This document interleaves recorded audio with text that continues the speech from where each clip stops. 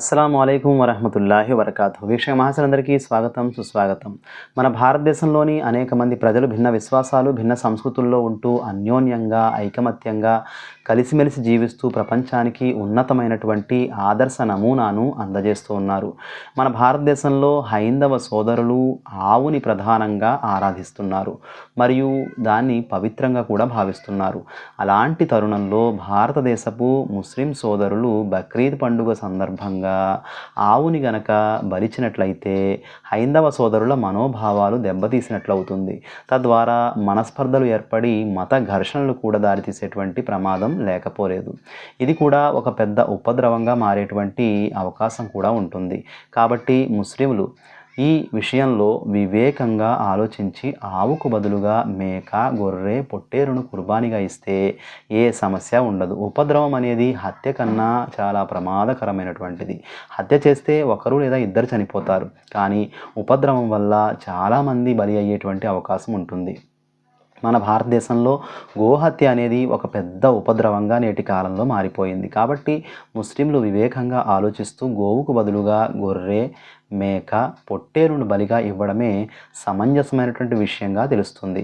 ఎందుకంటే మన భారతదేశంలో చాలా రాష్ట్రాలలో కూడా మనం చూసినట్లయితే ఆవుని బలి ఇవ్వడం, గోహత్య చేయడం విషయంలో కఠినమైనటువంటి ఆక్షేపణలు మరియు చట్టాలు కూడా ఉన్నాయి. కాబట్టి ఒక మంచి ముస్లింగా ఉండాలంటే మనం ప్రాంతీయ చట్టాన్ని కూడా గౌరవించాలి అని ఇస్లాం తాకీదు చేస్తుంది. చట్టాన్ని ఎట్టి పరిస్థితుల్లో కూడా ఒక నిజమైనటువంటి విశ్వాసి చేతుల్లోకి తీసుకోకూడదు. హైందవ సోదరుల మనోభావాలను కూడా మనం గమనిస్తూ, గుర్తిస్తూ మనం వారిని గౌరవించినట్లయితే వారు కూడా మనతో సోదర భావంతో, సఖ్యతతో ఉంటారన్న విషయాన్ని మనం ఎప్పుడు కూడా మర్చిపోకూడదు. గోవధ అనేది ఇండియాలో ఒక పెద్ద ఉపద్రవంలా మారిపోయింది. గతంలో కూడా చాలామంది ముస్లింలు ఈ గోవధ విషయంలో చంపబడ్డారు కూడా. అలాంటి సందర్భంలో గోవుని బలిగా ఇచ్చి లేనిపోని గొడవలను సృష్టించడం ఎంత మాత్రము సరైనటువంటి పని కాదు. మన భారతదేశంలోని చాలామంది ధార్మిక పండితులు కూడా గోహత్య చేయకుండా ఉండడమే మంచిది అని తమ తమ అభిప్రాయాలను కూడా వెల్లడించడం జరిగింది. మన భారతదేశంలో కొంతమంది ముస్లింలు తమ అజ్ఞానం కారణంగా గోవుని బలి ఇవ్వడం, తర్వాత వాటిని వీడియోలు తీసి, ఫోటోలు తీసి సోషల్ మీడియాలో పోస్ట్ చేయడం ద్వారా ఒక పెద్ద సమస్యగా మారేటువంటి పరిణామాలను కూడా మనం గత కొంతకాలంగా చూస్తూనే ఉన్నాం. ముస్లింలని పట్టుకొని కొట్టడం, మాబ్ లించింగ్కి పాల్పడడం, వారిపై దౌర్జన్యాలు చేయడం, గోహత్య చేశారనే నెపంతో వారి పూర్తి కుటుంబాన్ని తగలబెట్టడం లాంటి అనేక సంఘటనలు కూడా గతంలో సంభవించాయి. ఇదొక ఉపద్రవంగా నేటికి మారిపోతూ ఉంది. కాబట్టి ధార్మిక పండితులు తమ అభిప్రాయాలను ఇచ్చారు. వాటిని గౌరవిస్తూ మన భారతదేశ చట్టాన్ని కూడా పాటిస్తూ గోవుని బలి ఇవ్వకుండా, గోవధ చేయకుండా మనం మేక మరియు గొర్రెలను కూడా బక్రీద్ రోజున బలిగా ఇవ్వవచ్చు. ఖురాన్ గ్రంథంలో 6:108లో వలా తసుబ్బుల్లజీ మిందూనిల్లా, అల్లాహ్ను వదిలి వారు వేటినైతే ఆరాధిస్తున్నారో వాటిని దూషించకండి, ఎందుకంటే వారు అజ్ఞానంలో మితిమీరిపోయి అల్లాహ్ను దూషిస్తారని చెప్పి అల్లాహ్ సుబ్హానహు వ తఆలాయే స్వయంగా ఖురాన్ గ్రంథంలో ముస్లింలకు స్పష్టంగా హితబోధ చేయడం జరిగింది. లేదు ఆజ్ఞాపించడం జరిగింది. ముస్లిమేతరులు ఎవరినైతే ఆరాధిస్తున్నారో వాటిని ఒక నిజమైన ముస్లిం ఎప్పుడూ కూడా దూషించకూడదు. దూషిస్తే అతడు నిజమైన ముస్లిమే కాదు. ఇంకా ఖురాన్లో ఈ విషయాన్ని స్పష్టంగా వివరిస్తూ సూర కాఫిరూన్లో లకుం దీనుకుం వలియదీన్, మీ ధర్మం మీది, మా ధర్మం మాది అని వారికి చెప్పండి అని తెలియచేయడం జరిగింది. కాబట్టి ధర్మం విధించే ఆజ్ఞల్లో ఏ ఆజ్ఞకు కూడా రాజీ పడేటువంటి అవకాశం ఇస్లాంలో ఎంత మాత్రము లేదు. కానీ ఇక్కడ చెప్పినటువంటి విషయంలో ఇతరుల దైవాలను దూషించడం పాపమే. అలాగే వారి మనసుకు బాధ కలిగించడం కూడా పాపమే. వారు ఇబ్బంది పడని వేరే జంతువులు మనకి అందుబాటులో ఉన్నప్పుడు కూడా పట్టుబట్టి వారి మనోభావాలను గాయపరిచేలా వ్యవహరించడం తప్పు. ధర్మం ఎవరిదైనా సరే వారు దాన్ని ఇష్టపడతారు, గౌరవిస్తారు, ప్రేమిస్తారు. వారు అనుసరించే ధర్మానికి న్యాయం చేయడం ప్రతి ధార్మికుని మొట్టమొదటి కర్తవ్యంగా కూడా వారు భావిస్తారు. అందుకే ఇస్లాం కూడా ప్రపంచంలో ముస్లిములందరినీ తాకీదు చేస్తూ మానవాళికి మేలు కలిగించే ప్రతి విషయంలో ప్రతి ఒక్కరితో సహాయ సహకారాలు ఇచ్చిపుచ్చుకోవాలని ఆదేశించడం జరిగింది. ఒక్క దైవ హక్కుల విషయంలో, దైవం విధించేటువంటి ఆజ్ఞల విషయంలో తప్ప. అంటే ప్రపంచంలో 100కి 100% మంచి పనుల్లో ప్రతి ఒక్కరితోనూ కులం, మతం, ధర్మం, వర్గం, వర్ణం చూడకుండా సహాయ సహకారాలు అందించుకోవాలి. కానీ దైవధర్మ విషయానికి వచ్చేటప్పటికి, అల్లా ఆజ్ఞ విషయానికి వచ్చేటప్పటికి ధర్మం చెప్పే విషయానికి మాత్రమే ప్రాధాన్యత ఇవ్వాలంటుంది ఇస్లాం. ఎందుకంటే సృష్టికర్త అల్లాహ్ చెప్పేటువంటి విషయం మాత్రమే 100% మానవాళికి మంచి చేసేది. అలాగని ఇతర ధర్మాలను దూషించడం ఇస్లాం యొక్క అభిమతం ఎంత మాత్రం కూడా కాదు. ఈ విషయాన్ని మనం ఇక్కడ తప్పనిసరిగా ప్రతి ఒక్కరూ కూడా గుర్తుపెట్టుకోవాలి. అతడు హిందూ అయినా ముస్లిం అయినా గుర్తించాల్సినటువంటి ఆవశ్యకత ఎంతైనా ఉంది. ఇక్కడ ముస్లిం సమాజం కుర్బానీ విషయంలో ఒక విషయాన్ని తప్పనిసరిగా గుర్తుపెట్టుకోవాలి. ఆ విషయం ఏమిటంటే ఇస్లాంలో ఎక్కడ కూడా ఆవుని మాత్రమే బలిగా ఇవ్వండి, ఆవుని బలి ఇస్తేనే మీ కుర్బానీ నెరవేరుతుంది, స్వీకరించబడుతుంది అని ఎక్కడా కూడా చెప్పబడలేదు. ఇస్లాంలో ఎక్కడ కూడా ముస్లిం అనబడేవాడు ఖచ్చితంగా మాంసాహారం తినాలి, లేదంటే అతడు ముస్లింగా పరిగణించబడడు అని కూడా ఎక్కడా కూడా చెప్పబడలేదు. కాకపోతే ఈ విషయాన్ని తిరస్కార ఉద్దేశం లేకుండా అంగీకరిస్తూ కుర్బానీ అనేది మేక, గొర్రె లేదా ఒంటెను ఇవ్వవచ్చు. లేదండి ఖచ్చితంగా నేను ఆవును కుర్బానీ ఇవ్వాలని ఖురాన్లో కానీ హదీసులో కానీ ప్రవక్త ముహమ్మద్ సల్లల్లాహు అలైహి వసల్లం వారి ప్రవచనాల్లో కానీ మీకు ఎక్కడైనా ఉందా, కనిపించిందా? లేదు. ఆవుని బలి ఇచ్చే అనుమతి ఉంది తప్ప ఆజ్ఞ అనేది ఇస్లాంలో ఎంత మాత్రము లేదు. పైగా మనం వివేకంగా ఆలోచిస్తే ధర్మానికి ముస్లిం సమాజానికి చాలా లాభం ఉంది ఇందులో. ఈరోజు ముస్లిం సమాజంలో చాలామందికి ఆవేశం ఉంది కానీ ఆలోచన ఎంత మాత్రం లేదు. వివేకంగా ఆలోచిస్తే ఒకసారి మీరే ఆలోచించండి. ఈరోజు ఆవు విషయంలో జరిగినటువంటి గొడవలు, రాజకీయాలు, మారణ హోమాలు, మాబు లించింగ్లు అంతా ఇంతా కాదు. మరి అలాంటి తరుణంలో అంత కష్టపడి అన్ని బాధలను, ఇబ్బందులను, కష్టాలని మనం ఆహ్వానిస్తూ ఆవును బలిగా ఇవ్వాల్సినటువంటి అవసరం మనకు ఉందంటారా? ఒక్కసారి వివేకంతో ఆలోచించండి.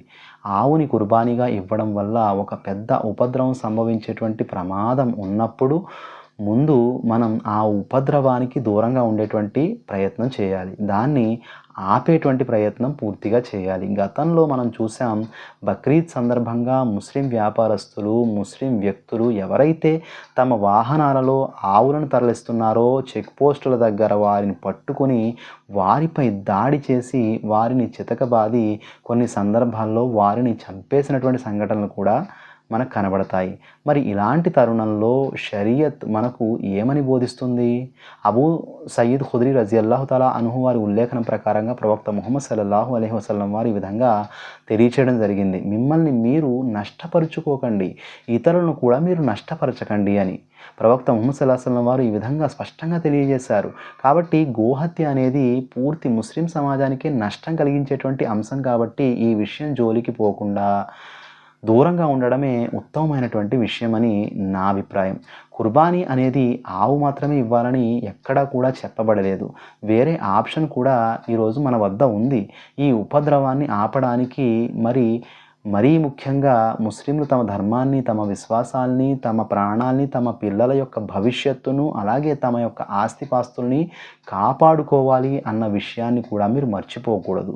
ఇవన్నీ విషయాలు కూడా గోహత్యతో ముడిపడి ఉన్నప్పుడు గోవుని బలి ఇవ్వడం సమంజసమైనటువంటి విషయం అంటారా? ఒక్కసారి మీ బుద్ధి వివేకాలతో, విజ్ఞానంతో ఆలోచించండి. ఇస్లాం ప్రకారం మెజారిటీ ఉలమాల ప్రకారంగా కుర్బానీ అనేది సున్నతే ముఅక్కిదా. కానీ అసలు విషయం ఏమిటంటే ఇస్లాం పైన ఉన్నటువంటి అపోహలను తొలగించి ముస్లిమేతరులకు ఇస్లాం సందేశం అందచేయడం అనేది తప్పనిసరి అని చెప్పడం జరిగింది. అంటే కుర్బానీ యొక్క వాస్తవికత తెలియక ఈ గోహత్య అనే అపోహ కారణంగా ముస్లిమేతరులు ఇస్లాం నుండి దూరం అయిపోతున్నారు కూడా, ముస్లింలకు శత్రువులుగా మారిపోతున్నారు కూడా. ఇస్లాం స్వీకారానికి ఈ గోహత్య అనేది ఒక పెద్ద ఆటంకంగా ఉన్నప్పుడు మనం ఆలోచించి నిర్ణయం తీసుకోకపోతే ఎలా సోదరులారా? ఒక్కసారి వివేకంతో ఆలోచించండి. ఇక ఈ విషయంలో మనం వాదోపవాదాలు చేసుకుంటూ కూర్చోవాలా, లేక ముస్లిమేతరులకు ఇస్లాంను అర్థం చేసుకోవడంలో ఆటంకంగా ఉన్నటువంటి ఏదైతే గోహత్య ఉందో దాన్ని వదిలేసి ఇతర జంతువుల్ని వివేకంగా మనం కుర్బానీ ఇస్తూ ముస్లిమేతరుల హృదయాన్ని జయించడమా? ఏది సరైనటువంటి విషయమో ఒక్కసారి మీరే ఆలోచించి నిర్ణయం తీసుకోండి. మహాప్రవక్త ముహమ్మద్ సల్లల్లాహు అలైహి వసల్లం వారి యొక్క జీవితంలో కూడా మనం చూసినప్పుడు కూడా ప్రవక్త ముహమ్మద్ సల్లల్లాహు అలైహి వసల్లం వారు సత్యంపై ఉండి ఎన్నో సందర్భాల్లో ఆయన సమాజ శ్రేయస్సు కోసం ఆయన హక్కును కూడా త్యాగం చేయడం జరిగింది.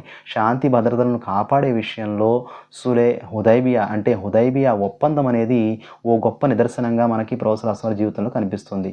ప్రవక్త ముహమ్మద్ సల్లల్లాహు అలైహి వసల్లం వారు ఇలా అన్నారు, నువ్వు సత్యంపై ఉండి కూడా గొడవ జరగకూడదనేటువంటి ఉద్దేశంతో నీ హక్కును గనక నీవు విడిచిపెట్టేసినట్లయితే స్వర్గంలో ఒక గృహాన్ని గురించినటువంటి శుభవార్తను నీకు అందజేస్తున్నాను అని.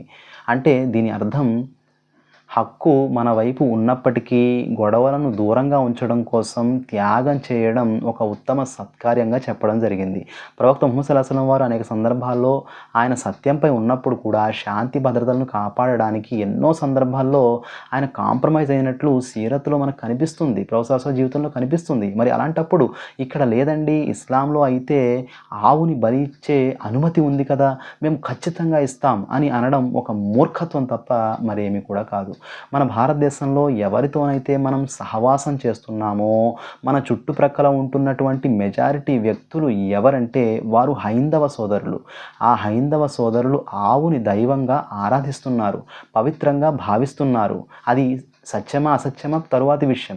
అలాంటి తరుణంలో నీ పక్కవాడు హిందువై నీ పక్కవాడు ఆరాధించేటువంటి దేవతను మనం కోసుకుని తిన్నట్లయితే అతని ఆలోచన మనపై ఎలా ఉంటుంది, ఎంత క్రూరంగా ఉంటుంది. ఒక్కసారి ఈ విషయాన్ని ఆలోచించండి సోదర మహాశయులారా.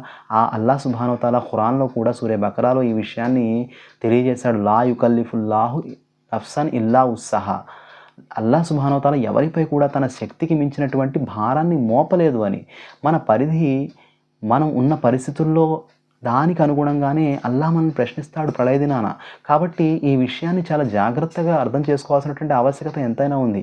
కొంతమంది చాలా ఎక్స్ట్రీమ్లోకి వెళ్ళిపోయి వారు ఎలా తయారైపోయారంటే మేము ఎలా అయినా హిందువులని రెచ్చగొడతాం అని చెప్పి చట్టాన్ని తమ చేతుల్లోకి తీసుకుని వారు ఆవుని జుబాహ్ చేసి ఆ తర్వాత ఆ వీడియోలు తీసి ఫోటోలు తీసి సోషల్ మీడియాలో పోస్టులు పెట్టి చివరికి కటకటాలు పాలైనటువంటి సందర్భాలు కూడా ఉన్నాయి. ఇటువంటి మూర్ఖులతో ఇస్లాం ధర్మం కూడా అబాస్పాలవుతుంది. ఇక్కడ ఏదో ఒక వ్యక్తి అజ్ఞానంతో ఏదో తప్పు చేసి జైలుకు వెళ్ళిపోయాడు అంటే అది వేరే విషయం. కానీ ఆ విషయాన్ని పూర్తి ముస్లిం సమాజానికి ఆపాదించడం జరుగుతుంది. కాబట్టి ఆలోచించండి. కాబట్టి మీరు చేసే ప్రతి పని మీ పక్కన ఉన్నటువంటి హిందూ సోదరుడు చూస్తున్నాడు, అతను బాధకు గురవుతున్నాడు అనే సందర్భంలో అజ్ఞానంలో మీపై ద్వేషాన్ని అతను పెంచుకుంటున్నాడు.